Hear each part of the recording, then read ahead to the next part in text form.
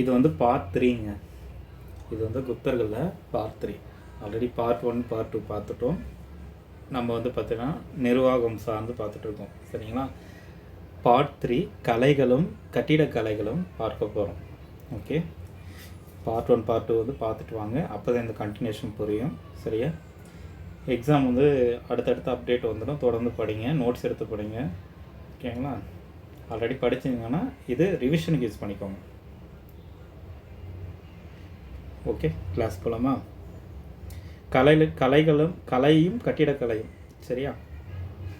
கலையும் கட்டிடக்கலையும் art, architecture and painting. இந்திய கட்டிடக்கலை வரலாற்றில் குப்தர் காலம் ஒரு குறிப்பிட்ட படைப்பாக்கம் கொண்ட ஒரு பொற்காலமாக கருதப்படுகிறது. இந்த காலத்தில் முக்கிய பாணிகள் வந்து கட்டிடக்கலை நன்கு வளர்ந்தது. ஒன்று நகரப்பாணி, ஒன்று திராவிட பாணி.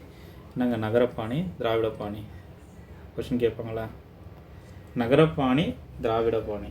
அதாவது நகரன்றது பார்த்தோன்னா வட இந்திய பாணின்னு சொல்லுவாங்க, நாகரப்பாணின்னு சொல்லுவாங்க. திராவிட பாணி வந்து தென்னிந்திய பாணி. சரியா? தென்னிந்திய பாணி, திராவிட பாணியில் ரெண்டுமே நன்கு வளர்ந்தது இந்த காலகட்டத்தில். அதை கேட்கலாம். ஓகே, அப்போ உலக கலைக்கு சான்றிதழ் அப்படின்னா என்னங்க சான்றுகள் அப்படின்னா, மெகரோலி இரும்பு தூண் எடுத்துக்காட்ட சொல்லலாம். மெகரோலி இரும்பு தூண் எங்கே இருக்குது? இடம் எங்கன்னா டெல்லியில் குதுப்மினார் வளாகத்தில் அமைந்திருக்கு இந்த மெகரோலி இரும்பு தூண். இதனுடைய சிறப்பு என்ன ஆனால், 2ஆம் சந்திரகுப்தருடைய அடையாளமாக கருதப்படுகிறது. இது பல நூற்றாண்டு காலாக வெயில், மழை, இயற்கை மாற்றங்களுக்கு உட்பட்டும் ஒன்றும் துருப்பிடிக்காமல் இருக்கிறது உலக சாதனையாகும். இது குப்தர் கால உலோகக்கலையும் மற்றும் அறிவியல் நுட்பத்தையும் வந்து சான்றாக விளக்குகிறது. இந்த உலக சான்றுக்கு இது எக்ஸாம்பிள் சொல்லலாம். அதுக்கப்புறம் சுல்தான்கஞ்சில் புத்தர் சிலை, இது கேட்கலாம். சுல்தான்கஞ்சில் புத்தர் சிலை தற்போது இங்கிலாந்தில் பர்மிங்காம் அருங்காட்சியில் இருக்குங்க. இப்போ அதை இங்கிலாந்து எடுத்துகிட்டு போயிடுச்சு. இதனுடைய அமைப்பு வந்து தூய செம்பினால், காப்பர்னால் வார்ப்பு செய்யப்பட்ட இந்த புத்தர் சிலை சுமார் 7 அடி உயரம் 1 டன் கொண்டது. சரிங்களா? 7 அடி உயரம் கொண்டது, 1 டன் எடை கொண்டது. இது தெரிஞ்சுக்கணும். அதே மாதிரி பாகர்நிலாந்தா, சரியா? அந்த பாகர்நிலாந்தா புத்தர் சிலை வந்து இது பீகாரில் நாலந்தாவில் எடுக்கப்பட்டது. இந்த பாகர்நிலா புத்தர் சிலை, இந்த புத்தர் சிலை வந்து பார்த்தீங்கன்னா 18 அடி உயரமும் செப்பு சிலையாகும். 18 அடி உயரம் கொண்ட செப்பு சிலை குப்தர் கால உலோக சிற்புக்கு 3 எடுத்துக்காட்டு. ஒன்று மெகரலி, ஒன்று சுல்தான்கஞ்ச், ஒன்று பாகர்நிலா புத்தர் சிலை. ஓகேங்களா? பாகர்நிலாந்தா புத்தர் சிலை, இதுவும் 18 அடி கொண்ட செம்பு சிலை. ஓகேவா? இது தெரிஞ்சுக்கணும். அதே மாதிரி குடவரை மற்றும் கட்டுமான கோயில்கள் பொறுத்தவரையும் இதுவும் நம்ம எக்ஸாம் பாயிண்ட் ஆஃப் வியூவில் கேட்பாங்க. இந்த குடவரை கட்டுமான கோயில்கள் பார்த்தோன்னா இது அழிவு எப்போன்னா, பிற்காலத்தில் குப்தர்களுடைய கலை சிற்பங்களில் பெரும் பகுதி வந்து ஈனர் படையெடுப்பால் கொடூரமாக அழிக்கப்பட்டது. எஞ்சியுள்ள சின்னங்கள் வந்து குப்தர்களுடைய பொலிவுக்கு நமக்கு உணர்த்துகிறது. அதில் முக்கிய கட்டுமானங்களும் சிற்பங்களும் பொறுத்தவரையும் எது அப்படின்னா, தியோகராயர் கோயில், அதாவது தியோகார் கோயில் அப்படின்வாங்க, ஜான்சிக்கு அருகே இருக்குது. குப்தர் கட்டிடக்கலைக்கு எடுத்துக்காட்டு இந்த தியோகர் கோயில், இது எக்ஸாமில் கேட்கலாம். சரியா?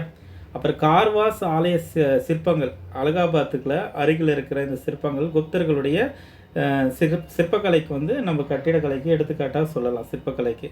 அதே மாதிரி புத்தருடைய மலை, இந்த புத்தருடைய சிலை பார்த்தீங்கன்னா மதுராவில் வந்து பார்த்தீங்கன்னா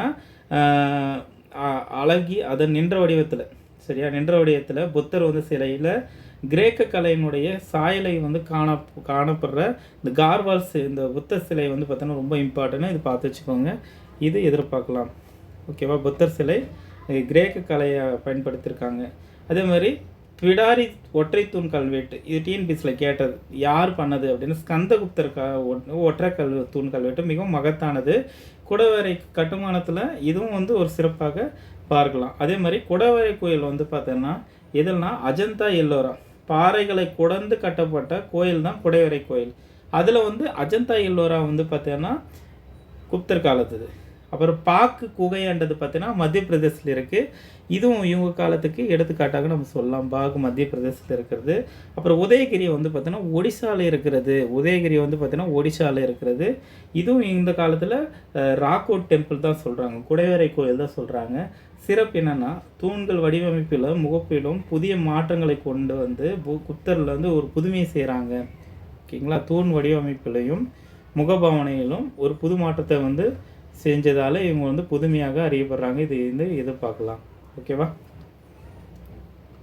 இது வந்து பார்த்தீங்கன்னா நம்மளுக்கு எப்படி கேட்பாங்கன்னா சஃபல்ஸில் கேட்பாங்க, பார்த்து வச்சுக்கோங்க.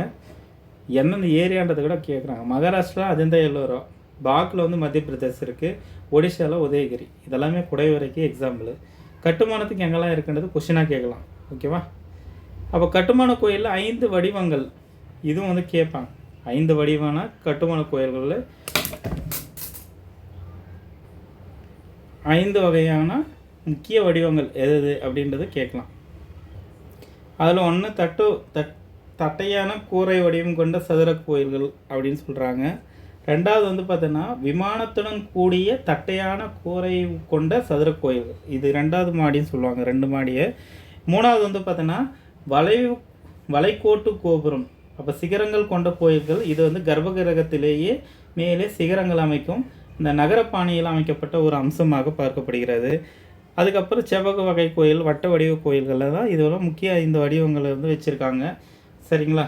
இதில் வந்து 2வது குழுவை சேர்ந்த கோயில்கள் திராவிட முறையில் பல கூறுகளை கொண்டது குறிப்பிடத்தக்கது.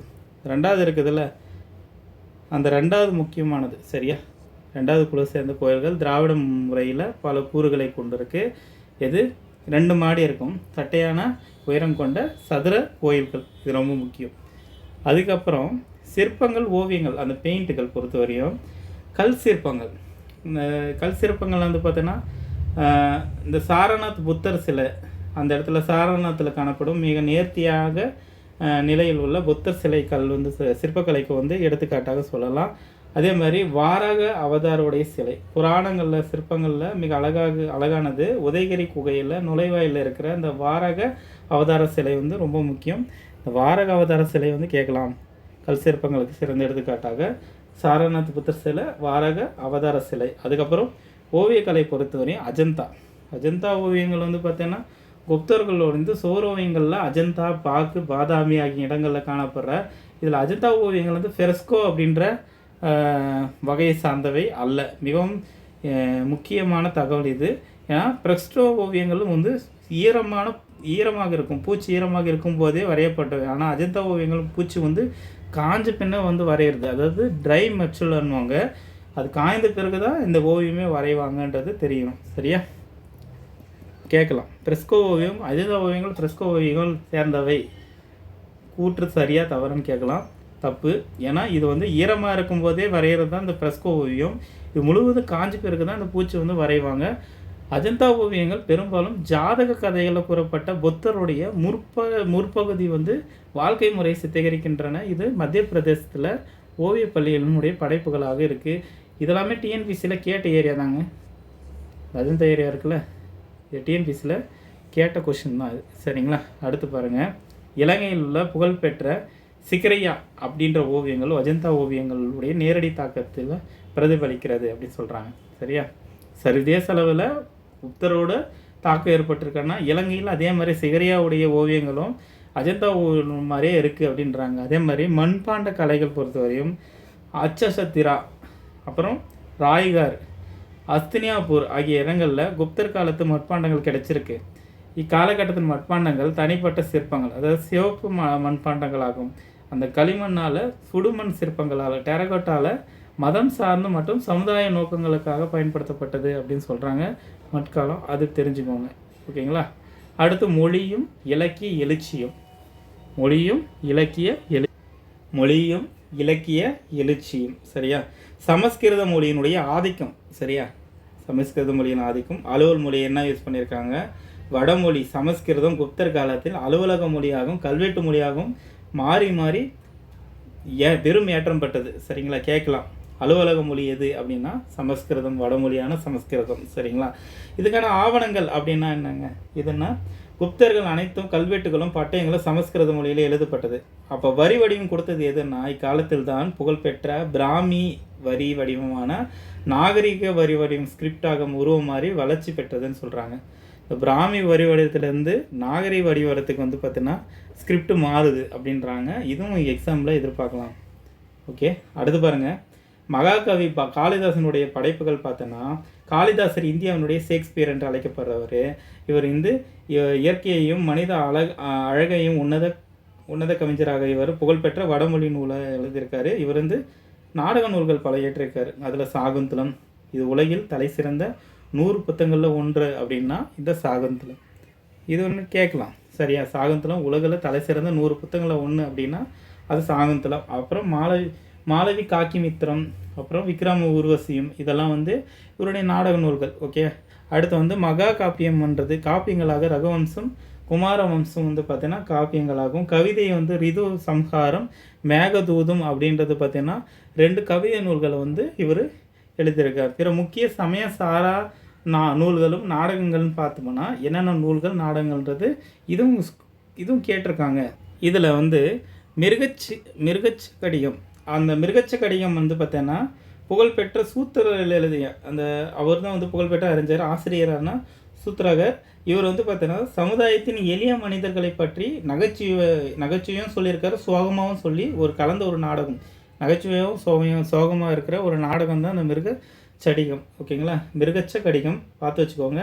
யார் இதுனா சூத்திரகர் அவர் எழுதுனது தான் வந்து பார்த்தீங்கன்னா இந்த மிருகச்சக கடிகம். ஓகேங்களா. அதே மாதிரி முத்துராட்சசம் ஆல்ரெடி பார்த்ததும், முத்துராட்சசம் அதே மாதிரி தேவி சந்திரகுப்தம் இரண்டும் விசாகதத்தர் எழுதுனது தான் ஆசிரியர். இவை இரண்டும் வரலாற்றில் முக்கியமான வாய்ந்த ஒரு நாடகங்கள் தான். இது வந்து குப்தர் அரசியல் மற்றும் வரலாற்றை அறிய முடிகிறது. இது நாடகங்கள் தான் இவங்களுடைய அரசியல் வரலாற்றை வந்து அறிய முடிகிறதுன்றது தெரிய வருகிறது. அடுத்து வந்து கீதார்ஜுனியம், இது வந்து ஆல்ரெடி கேட்டது. கீதார்ஜுனியம் வந்து ஆசிரியர் யாருன்னா பாரவி. ஓகேங்களா. அர்ஜுனனுக்கும் சிவபெருமானுக்கும், அதாவது கிராதவடியும் சிவபெருமான் இடையே நடைபெற்ற மோதல்களை வந்து கதையை சொல்கிறது தான் இந்த அது அர்ஜுனியம்னு சொல்லிட்டு வருதா, கிருதார்ஜுனியம்னு சொல்லுவாங்க. அந்த அர்ஜுனியம்ன்ற வார்த்தை அதிலே வருது, அர்ஜுனர்னு சொல்கிறது, ஞாபகம் வச்சுக்கோங்க. காவிய தரிசனம் தசகுமார சரிதம், இது யாருங்க ஆசிரியர்?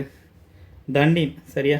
தண்டி வந்து பார்த்தீங்கன்னா உயர்தர வடமொழி நூல்கள் வந்து பார்த்தீங்கன்னா இதனுடைய சிறப்பாக இருக்குது. அப்புறம் வாசவதைன்றது வடமொழி எழுத்தாளர் யாருன்னா சுபந்து எழுதுனது தான் வாசவதத்தைன்றது கேட்கலாம், எக்ஸாமில் கேட்கலாம். அதே மாதிரி பஞ்சதந்திர கதைகள் யாருன்னா விஷ்ணு சர்மா. இது எதில் ஆல்ரெடி கேட்ட கொஷினு. பஞ்சதந்திர கதைகள் வந்து விஷ்ணு சர்மா எழுதுனது. உலகில் புகழ்பெற்ற இக்கதைகள் குப்தர் காலத்தில் முழுமையாக தொகுக்கப்பட்டதுன்றது தெரியுது. அதே மாதிரி அமரகோசம் வந்து பார்த்தீங்கன்னா பேரரசர் வந்து அவையில் இருந்த நவரத்னங்களில் ஒருவரான பௌத்த அறிஞர் தான் இந்த அமரசிம்மர் அமரகோசம் எழுதினார். இவர் வந்து பார்த்தீங்கன்னா அமரகோசம் என்ற புகழ்பெற்ற சமஸ்கிருத சொற்களஞ்சிய அகராதி லெக்சிகன் என்று சொல்லுவாங்க இங்கிலீஷில், அது வந்து படிச்சிருக்காரு. இதுவும் கேட்கலாம். ஓகேவா.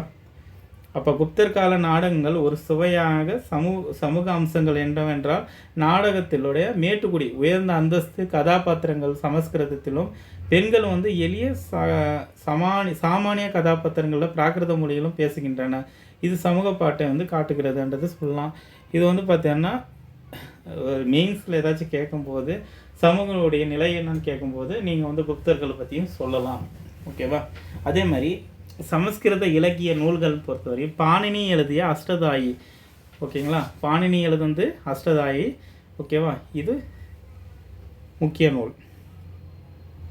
அடுத்து பதஞ்சலியினால் எழுதப்பட்ட உரை நூலான மகாபாஷ்யா ஐயமே வலுவான அடிப்படைத்தான் குப்தர் காலத்தில் சமஸ்கிருத இலக்கண முறைப்படுத்துது அப்படின்னு சொல்லலாங்க. சமஸ்கிருத இலக்கண நூல்கள்னு கேட்கும்போது இந்த ஏரியாவில் நீங்கள் தெரிஞ்சு வச்சுக்கணும். சந்திர விகாகரணம் அப்படின்றது வந்து பார்த்தீங்கன்னா வங்காளத்தினுடைய பௌத்த அறிஞராக இருந்த சந்திரகோமியர் அவர் தான் எழுதியிருந்த சந்திர வியாகரணம் என்ற புதிய பௌத்த சமஸ்கிருத இலக்கண நூலை வந்து படைச்சிருப்பார். இது இக்கால கல்வி வளர்ச்சிக்கு முக்கிய சான்று. இது கேட்கலாம். இப்போ இருக்கிற இலக்கண கல்விக்கு வந்து முக்கியமானது இந்த சந்திர வியாகரணம் அப்படின்றாங்க, பார்த்து வச்சுக்கோங்க. அப்போ சமய இலக்கியங்கள் புராணங்களும் இதிகாசங்கள்னு பார்க்கும்போது மகா புராணங்களும் இதிகாசங்கள் இறுதிவடை பெறுதல் இதெல்லாம் வந்து கொஷின் கேட்பாங்க. அப்போ இன்று நாம் வந்து படிக்கும் வடிவில் 18 முக்கிய மகா புராணங்களும் இதிகாசங்களும் குப்தர் காலத்தில் செவ்வியல் சமஸ்கிருதத்தில் முழுமையாக தொகுக்கப்பட்டது. ஓகேங்களா. தங்களுடைய இறுதி வடிவத்தை கொடுத்துருக்காங்கிறது தெரிய வருகிறது.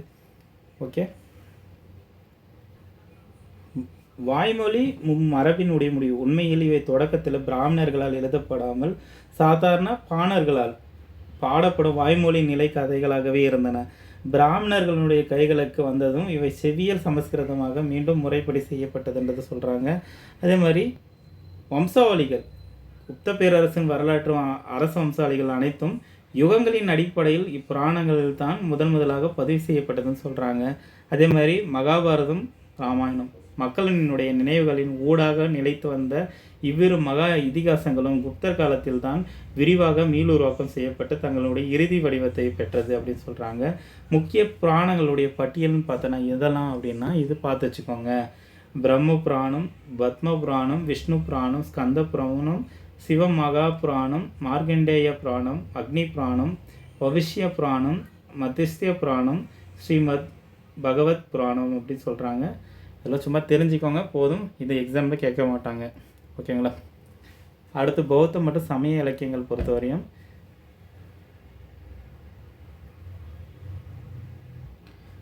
இந்து புக்ஸ் எல்லாம் பார்த்தாச்சு. எடுத்து வந்து பௌத்த மற்றும் சமய இலக்கியங்கள் என்னன்றது பார்க்கணும். சரியா? இதுவும் வந்து கொஷின், இந்த ஏரியாவில் கொஷின் கேட்குறாங்க. மொழி மாற்றம். தொடக்க காலத்தில் பௌத்த இலக்கியங்கள் மக்கள் வந்து மொழியாக இருந்தது, பாலி மொழி மக்களில் வந்து லாங்குவேஜாக இருந்தது. இது பின்னர் குப்தர் காலத்தில் வந்து பார்த்தோன்னா இந்த குப்தர் காலத்தில் சமஸ்கிருத கலப்புடன் வந்து கவிதைகள் வசனங்கள் வந்து எழுதப்படுகிறது. கலப்புடன் வந்துச்சு, சமஸ்கிருதம் உள்ள வந்துச்சு. ஓகேவா? ஆரிய தேவர், ஆதிய அசயங்கரன் சொல்லுவாங்க. ஆரிய தேவரும் ஆரிய அசங்கரும் சரி, 2 பேரும் குப்தர் காலத்தில் வாழ்ந்த புகழ்பெற்ற பௌத்த சமய எழுத்தாளர்கள். இவங்களுக்கு தெரிஞ்சுக்கோங்க. அதே மாதிரி வசுபந்து தெரியும். வசுபந்து யார்? தர்க்க அறிவியல் சார்ந்து முதலாவது முழுமையாக பௌத்த நூலை எழுதிய பெருமைக்குரியவர் இவர் தான். திக்நாகர் அப்படின்றவரும் இருந்திருக்காங்கன்னு தெரியும். வசுபந்தனுடைய முதன்மை சீடர் இவர். பௌத்த தர்க்கவியல் தொடர்பாக பல அரிய தத்துவ நூல்களை வந்து எழுதியிருக்காருன்றது தெரிஞ்சுக்கணும். ஓகே. சமய இலக்கியங்கள் பொறுத்தவரையும் மொழி மாற்றம். சமணர்களுக்கிடையே மத நூல்கள் தொடக்கத்திலேயே பிராகிருத மொழியிலே இருந்தது, பின்னர் அவை வந்து சமஸ்கிருத மொழியிலே எழுதப்படுது. இதனுடைய தாக்கம் என்னென்னா, குறுகிய காலத்திலேயே மதம் வந்து பல பெரிய அறிஞர்களை உருவாக்கியது. சமய கோட்பாடு மக்களிடையே பரப்ப இது புராணங்களிலும் இதிகாசங்களையும் சமண மத கண்ணோட்டத்தில் மாற்றி எழுதப்பட்டது. ஓகேவா? அந்த விமலான்றவங்க வந்து புகழ்பெற்ற சமண ராமாயணத்தை எழுதுவாங்க. இதெல்லாம் கொஷினாக கேட்கலாம். ஓகேவா? அதே மாதிரி சித்திரசேன விகாரா சமணர்களிடையே தர்க்க சாஸ்திரத்தை வந்து பார்த்தீங்கன்னா வலுவாக அடித்தளமிட்டவர். இதெல்லாம் வந்து கேட்கலாம். நீங்கள் எந்த அளவுக்கு வந்து பார்த்தீங்கன்னா இந்து சமய நூல்கள் படிக்கிறீங்களோ அதே மாதிரி புத்தமும் சமணமும் சேர்த்து பார்த்துக்கோங்க. கொஷின் வந்து பார்த்தீங்கன்னா எந்த ஆங்கில கொஷின் கேட்பாங்கன்னு சொல்ல முடியாது, எல்லாத்தையும் கொஞ்சம் பார்த்து வச்சுக்கோங்க. அடுத்து வந்து பிராகிருத மொழியும் அதனுடைய வடிவங்களும், இதுவும் கொஷின் ஏரியா தான். ஓகே. பிராகிருத மொழியானது குப்தருடைய அரசவைக்கு வெளியே சாமானிய மக்களிடையே பெரும் ஆதரவு பெற்றது. இந்த பிராகிருத மொழி அந்த குப்தர் காலத்தில் பிராகிருத மொழி பல்வேறு வட்டார வடிவங்களை தோன்றியது. சரிங்களா? சூரசேனி அப்படின்ற ஒரு வடிவத்தில் மதுராலையும் அதன் சுற்று வட்டார பகுதியில் இருந்திருக்குன்னு சொல்கிறாங்க. அதே மாதிரி அவந்தின்றது பார்த்தீங்கன்னா அந்த வட்டார வடிவத்தில் மேற்கு இந்தியாவினுடைய அவந்த் மற்றும் உஜ்ஜயினி பகுதியில் இருந்தது. அர்த்த மகாதி அப்படின்றது வந்து பண்டல்கண்டு மத்திய இந்திய பகுதிகளில் இருந்திருக்கு. அப்போ மகாதின்றது பார்த்தீங்கன்னா கிழக்கு இந்தியா, நவீன பீகார், இந்த மாடர்ன் பீகார் ஏரியாவில் வந்து பார்த்தீங்கன்னா வட்டார வடிவத்தில் சமஸ்கிருதம் இருந்திருக்குன்னு தெரிஞ்சுக்கோங்க. அடுத்து வந்து பார்த்தீங்கன்னா நலந்தா பல்கலைக்கழகம். இந்த நலந்தா பல்கலைக்கழகமோட இந்த ஏரியா வந்து கான்செப்ட் க்ளோஸ் ஆகும். சரிங்களா? நலந்தா பல்கலைக்கழகம் அதனுடைய முக்கியத்துவம் லைன் பை லைனாக பார்த்துடலாம். நலந்தா வந்து நிறுவனது யாருங்க? குமாரகுப்தரால் கட்டப்பட்டது. அமைவிடம் எங்கே இருக்குது? இப்போ இருக்கிற பீகார், இன்னைய பீகாரில் மகத பேரரசிலிருந்து மிக பெரிய பௌத்த மாடாலயமாக இருந்தது. இது பாட்னாவிற்கு தென்மேற்கு சுமார் 95 கிலோமீட்டர் தொலைவில் பீகாரில் வந்து ஷெரீஃப் நகருக்கு அருகில் இருந்தது தான் இந்த நலந்தா பல்கலைக்கழகம். சரியா? இது காலகட்டமும் கேட்கலாம். 5ஆம் நூற்றாண்டிலிருந்து 1200 வரையும் மிகப்பெரிய ஒரு புகழ்பெற்ற கல்விச்சாலையாகவும் யூனிவர்சிட்டியாகவும் இருந்தது, பல்கலைக்கழகமாகவும் இருந்தது. அப்போது உலக அங்கீகாரம் பண்ணது யார்? யுனெஸ்கோவில் அங்கீகாரம் படுத்துது.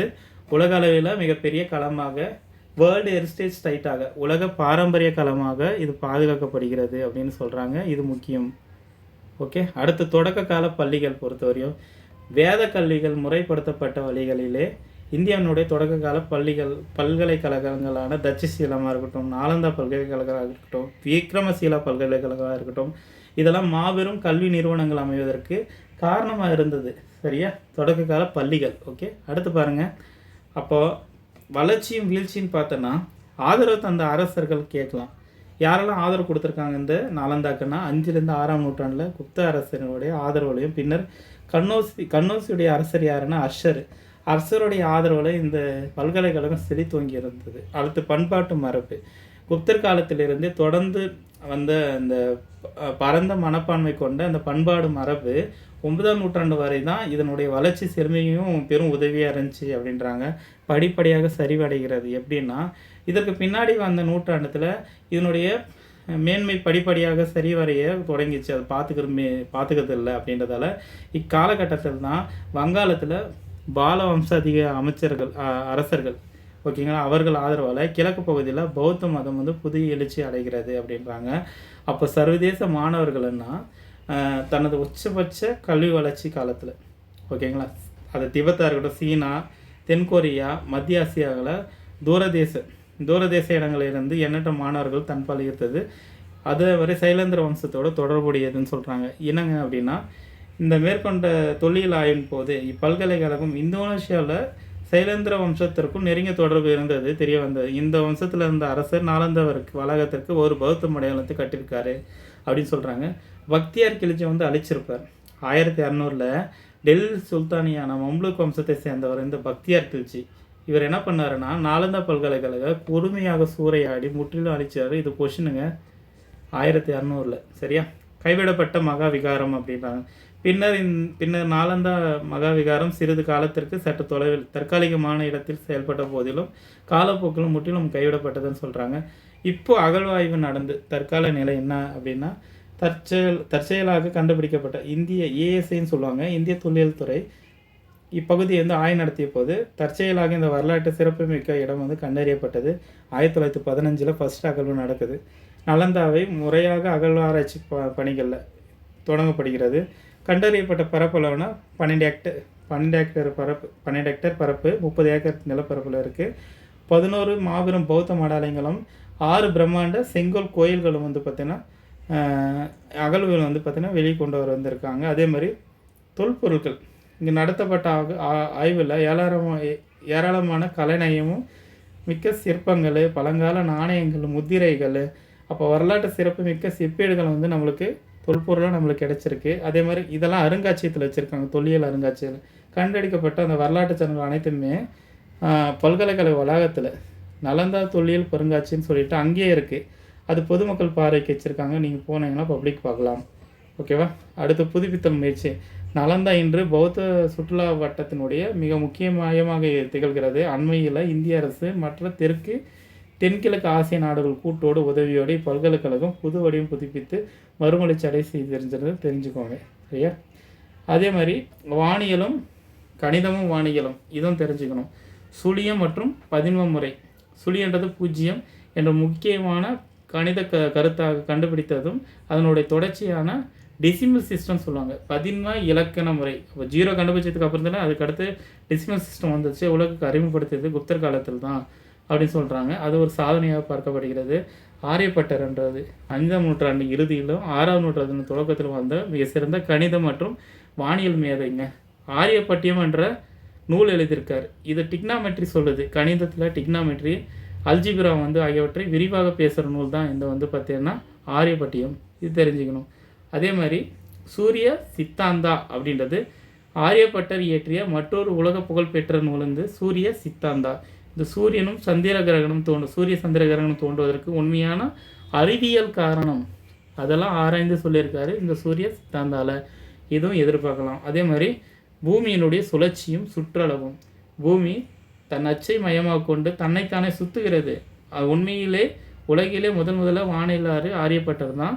மேலும் அவர்களுடைய பூமியினுடைய சுற்றுலா மதிப்பு மற்றும் இன்றைய நவீன அறிவியலுடைய கணக்கீட்டிற்கு மிக நெருக்கமாக அமைந்திருந்தது. வியக்கத்தக்கது தான். சரியா. அடுத்து வந்து வராகமிகரர் 6ஆம் நூற்றாண்டில் இவர் இயற்றிய பிருஹத் சம்ஹிதா அப்படின்ற வானியல் நூல். இதெல்லாம் கொஷினுங்க. வராகமிகரர் எழுதின நூலெல்லாம் கேட்பாங்க.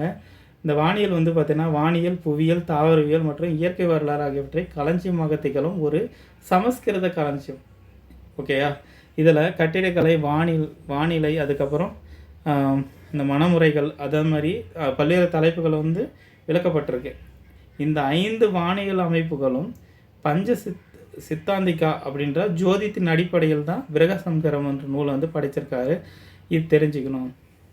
அடுத்து பாருங்கள், பிரம்மகுப்தர் பிரம்மகுப்தர் வந்து பார்த்தீங்கன்னா 6 மற்றும் 7ஆம் நூற்றாண்டில் வாழ்ந்த ஒரு கணித மற்றும் வானியல் அறிஞர்கள். சரிங்களா? பிரம்மஸ்புட சித்தாந்த அப்படின்றதும் அப்போ கண்டகாத்தியாய அப்படின்ற நூலை வந்து பார்த்தீங்கன்னா இவர் வந்து பிரம்மகுப்தர் எழுதுந்து அது தெரிஞ்சுக்கணும்.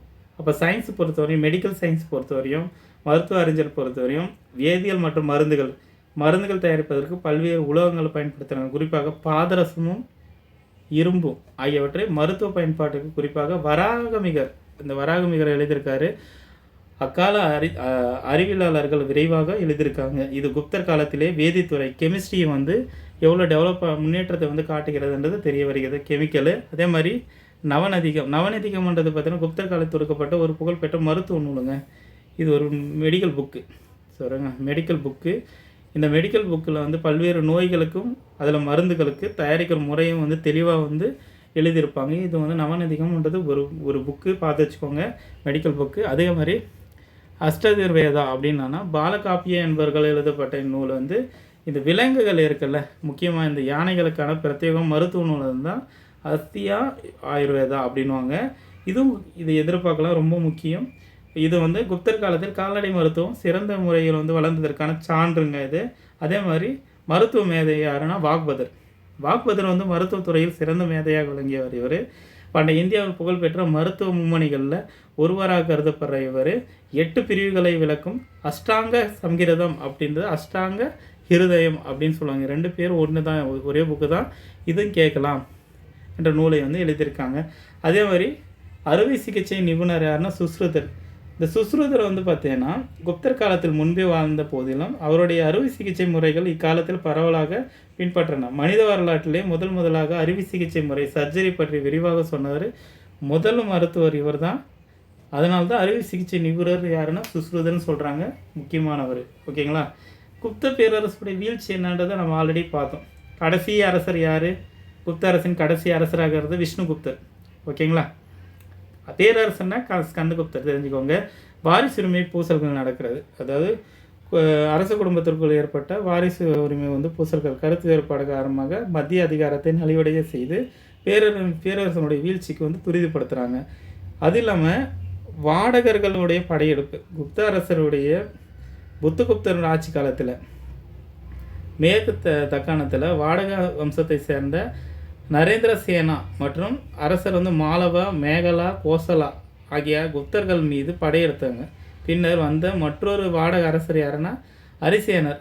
அவர் மாலவும் குஜராத் ஆகிய பகுதி குப்தர்கள் முழுமையாக கைப்பற்றார். இந்த மாதிரி தான் வாடகருடைய படையெடுப்புகள் இருக்குது. அதுக்கடுத்து ஈனர் படையெடுப்பு, ஈனர் தொடர் படையெடுப்பு. 2ஆம் சந்திரகுப்தர் பேரனான ஸ்கந்தகுப்தரின் போது கொடூரமான ஈனர்கள் வந்து படையெடுக்கிறாங்க. வடமேற்கு பகுதியில் படையெடுப்பு மேற்கொண்டார். ஸ்கந்தகுப்தர் அவர்களை வெற்றிகரமாக விரட்ட போதிலும் எக்கனாமிக்கலாக விழுந்துடுறாரு. சரிங்களா? இந்த தொடர் போர்களால் நிதி நிலைமை முற்றிலும் சீர்குலையுது.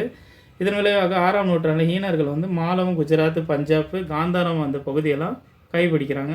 அதாவது அதெல்லாம் அவங்க பிடிச்சிடுறாங்க. ஓகேவா? சுதந்திர சிற்றரசுகளுடைய எழுச்சி. கொஞ்ச நாள் கப்பம் கட்டாமல் சுதந்திர அரசுகள் இருந்தாங்க, அவங்களாம் வந்து எழுச்சிடுறாங்க. மத்திய அரசினுடைய பலவீனத்தை பயன்படுத்தி மாலவத்தில் இருக்கிற யசோதவர்மன், உத்தரப்பிரதேசத்துடைய முகாரிகள், சௌராஷ்டிரத்தில் மைத்திரிகள்னு சொல்லுவாங்க, இவங்க வலிமைமிக்க சிற்றரசர்கள் குப்தருடைய ஆதிக்கத்திலிருந்து விடுபட்டு தங்களை சுதந்திர அரசர்களாக அறிவிச்சிட்டாங்க. பிற்காலத்தில் அரசருடைய கொள்கை மாற்றம். பிற்காலத்தில் குப்த அரசர்கள் இராணுவ படையெடுப்பாலோ பேரரசு பாதுகாப்பிலோ கவனம் செலுத்தாமல் தீவிரமாக வந்து பௌத்த மதத்தை வந்து கடைப்பிடிக்கிறது தொடங்குறாங்க. இது அகிம்சை மற்றும் இராணுவ பலவீனம் பேரரசை வந்து எளிதாக வீழ்த்த வழிவகை செய்தது அப்படின்றாங்க. இதாங்க காரணம். சரியா? இதுதான் காரணம். வெளிநாட்டு படையெடுப்பு, வாரிசுரிமை போட்டிகள், பிற்கால அரசருடைய பலவீனம், அப்போ பிராந்திய சிற்றரசருடைய எழுச்சி, அனைத்து காரணமே வந்து 6ஆம் நூற்றாண்டில் மாபெரும் குப்த பேரரசு முற்றிலும் சிதைந்து பிராந்திய தலைவர்கள் ஆளப்படும் சிறு சிறு பகுதிகளாக மாறியதுன்னு சொல்கிறாங்க. இதோட குப்த பேரரசு இனிதே முடிந்தது. இதுக்கப்புறம் ஒரு வீடியோ குப்தரில் வந்து வரும். என்னென்னா ப்ரீவியஸ் இயர் கொஸ்டின் முன்னாடி எப்படி கேட்டாங்கன்னு தெரியணும்ல, அது ஆல்ரெடி நீங்கள் படிச்சிருப்பீங்க. இதை நான் ஒரு ரிவிஷன் போடும்போது அது கொண்டு வந்துடுறேன். சரிங்களா? இதோட குப்தர்கள் வந்து முடிஞ்சிச்சு. செஷன் எப்படி வந்தது கமெண்ட் பண்ணுங்கள். அடுத்த ஒரு வீடியோவில் பார்க்கலாம். தேங்க்யூ. தொடர்ந்து படிங்க. All the best.